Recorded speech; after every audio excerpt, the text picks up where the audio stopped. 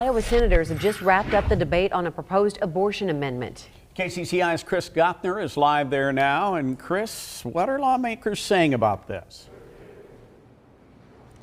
Well, within the past 5 minutes, the Senate meeting right behind me just voted to pass this abortion legislation, this abortion-related amendment by a 32-18 party line vote. Republicans who are sponsoring the bill say they want to curtail what they characterize as judicial activism by state judges.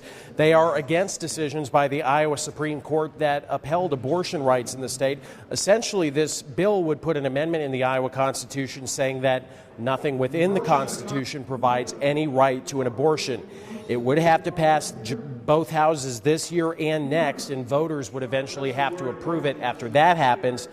While it doesn't directly ban abortion in Iowa, it could affect how state judges rule on the topic, and that has Democrats speaking out against the bill, saying it could lead to an abortion ban in Iowa if Roe versus Wade is overturned on the federal level, and they think that would harm women's health. They say the Constitution shouldn't be used to take away rights and interfere in the health care and privacy rights of women. But today's amendment is not about the restoration of religious freedom.